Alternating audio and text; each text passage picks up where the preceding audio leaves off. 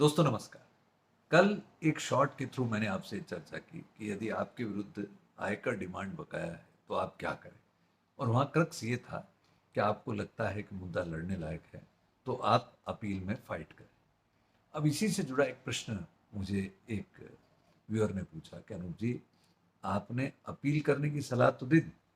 लेकिन हमें ये भी बताइए कि जब हम अपील फाइल करते हैं और इस दौरान इनकम टैक्स डिमांड हम पर बनी रहती है, तो वो इनकम टैक्स डिमांड जो हमारी बनी हुई है, क्या वो फर्दर बढ़ती रहती है because of the interest, if any kind of. तो मेरा कहना ये है दोस्तों, यदि आप अपील में गए, चाहे सीआईटी अपील में गए हैं, चाहे आईटीएटी में गए हैं, दोनों ही सूरत में, या even high court supreme court तक के मैटर भी हो सकते हैं,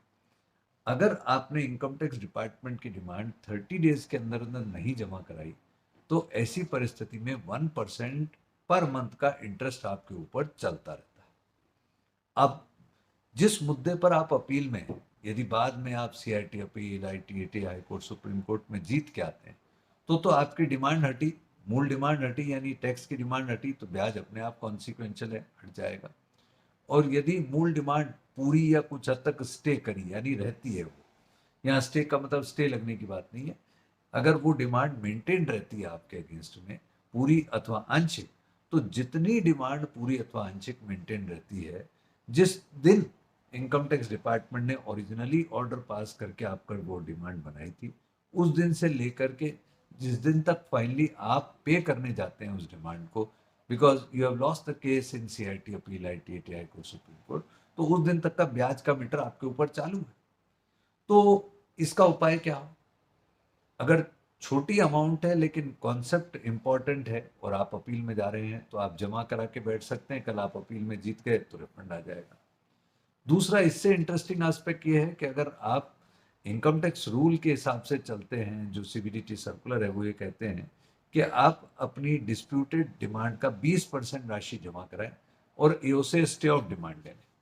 और जब आप एओ से स्टे ऑफ डिमांड लेकर के आते हैं, तो एओ अपने स्टे ऑफ डिमांड ऑर्डर में ये भी कह सकता है कि आपको इस पीरियड में, जब तक वो अपील सेटल हो, असेसी इन डिफॉल्ट नहीं माना जाएगा। ऐसी परिस्थिति में आप ब्याज की बचत कर सकते हैं आउटस्टैंडिंग डिमांड पर, चाहे फाइनली वो डिमांड आपको देनी पड़े।